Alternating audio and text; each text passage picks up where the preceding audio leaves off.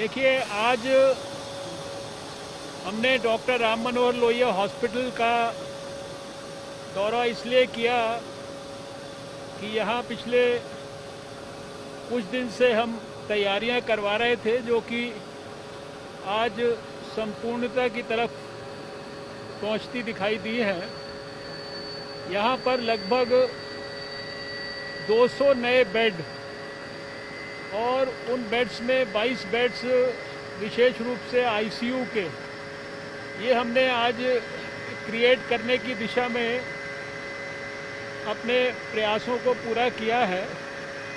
और उस बेड्स के कॉम्प्लेक्स को आज हम लोगों ने विज़िट किया है। इसके अलावा यहाँ पहले से ही ये जो सामने बिल्डिंग है और इसके साथ में एक और बिल्डिंग है, 2 बिल्डिंग्स में लगभग हमारे 205 बेड्स और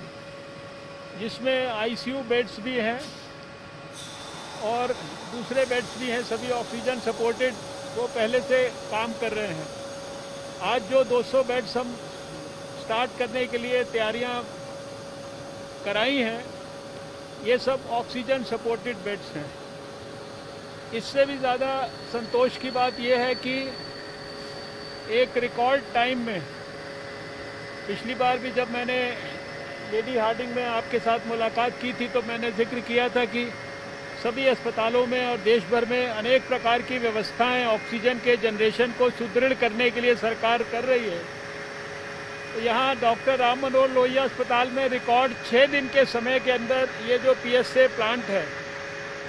ये डीआरडीओ की मदद से लगाया गया है और इस अकेले प्लांट की सहायता से करीब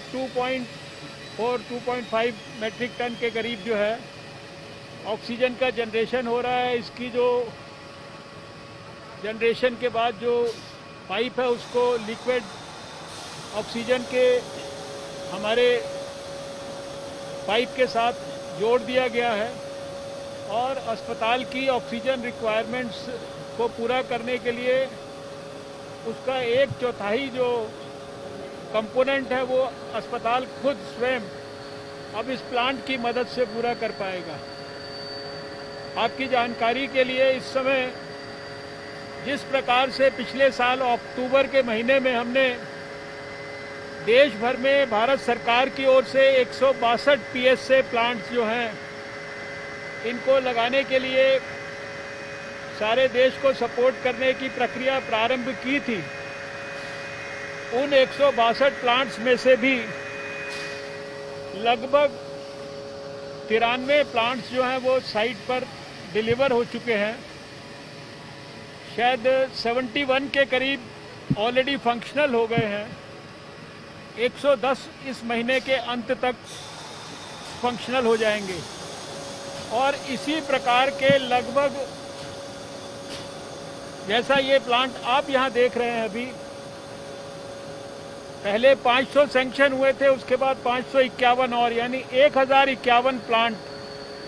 जो पीएम केयर्स फंड के माध्यम से, जिनको डीआरडीओ, सीएसआईआर और हाइट्स ये सब मिलकर देश भर में स्थापित करेंगे, उसकी प्रक्रिया भी बहुत तेज़ी से प्रारंभ हो गई है। जो पहले लॉट में 500 सैंक्शन हुए थे उसमें से 100 इसी महीने में, 200 अगले महीने में और 200 उससे अगले महीने में ये भी प्रारंभ हो जाएंगे। यानी ये 1000 प्लांट्स जो हैं इनकी भी अगले 2-3 महीने के अंदर पूरी तरह से, और इस बार इन प्लांट्स की जो साइट्स हैं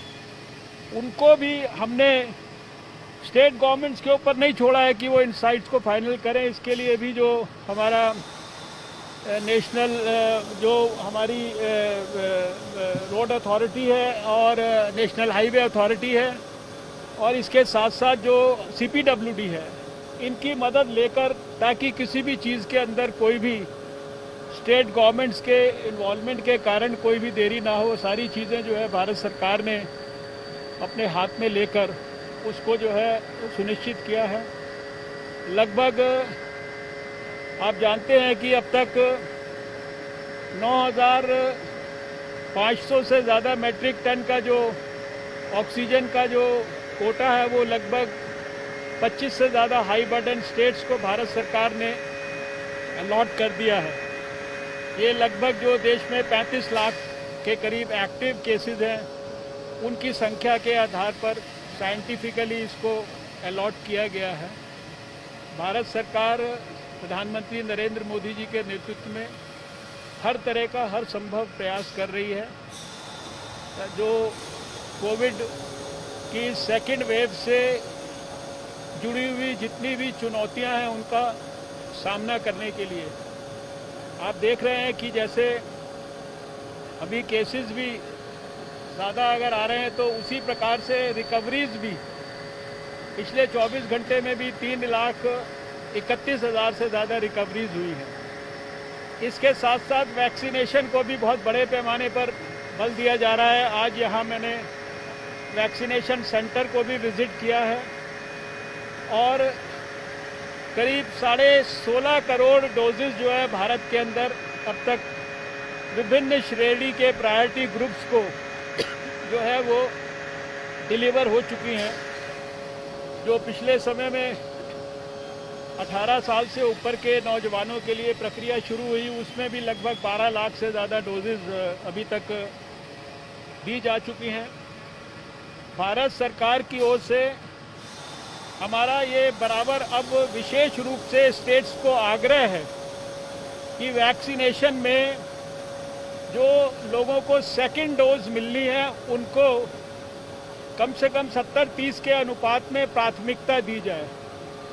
क्योंकि ये भी आवश्यक है कि जिसको फर्स्ट डोज मिली उसको सेकंड डोज मिलनी चाहिए। और इसको आग्रह पूर्वक सभी स्टेट गवर्नमेंट्स को कहा गया है। आपके माध्यम से भी मैं उन सब देशवासियों को जो पहली डोज ले चुके हैं अपनी वैक्सीन की, चाहे वो हेल्थ वर्कर्स हैं, चाहे वो फ्रंटलाइन वर्कर्स हैं, चाहे वो 45 साल से ऊपर के हैं, उन सबको मेरा अनुरोध है कि वो कोविन प्लेटफॉर्म की मदद से अपने अपने स्टेट्स में अपने अपने वैक्सीनेशन सेंटर्स पर जाकर अपनी सेकंड डोज को प्रायोरिटाइज करके लें, ताकि कोविड के खिलाफ जंग में हमको जिस जिस कंपोनेंट की आवश्यकता है उसको हम सफलतापूर्वक निभा सकें और उसको कोविड के खिलाफ जंग में सफलता में कंट्रीब्यूट करा सकें। बार बार 1.5 साल से जो बात मैं हर बार कहता हूँ, हमारे प्रधानमंत्री जी भी कहते हैं कि कोविड एप्रोप्रिएट बिहेवियर को किसी कीमत पर कॉम्प्रोमाइज़ नहीं करना है। आपने वैक्सीन ले ली है तो भी आप अगर अपना मास्क ठीक से लगा के रखें, ये बहुत ज़रूरी है। 2 गज की दूरी बनाकर रखें, अपने हाथों को साबुन से बराबर धोते रहें और आवश्यकता नहीं है तो बाहर भीड़ में कहीं जाने की ज़रूरत नहीं है, भीड़ भड़क्के के फंक्शंस ऑर्गेनाइज करने की ज़रूरत नहीं है। ये बड़ी मूल बातें हैं। शायद कोविड के खिलाफ जंग में सबसे बड़ा हथियार जो कम से कम मैं समझ पाया हूँ वो ये मास्क और साथ में वैक्सीनेशन है। इन बातों पर देश के लोग विशेष रूप से ध्यान करें। हमें पूरा विश्वास है कि हमें आप सबके सहयोग से, देशवासियों के सहयोग से, whole of government, whole of society approach से प्रधानमंत्री जी के नेतृत्व में कोविड के खिलाफ जंग में पूरी सफलता मिलेगी।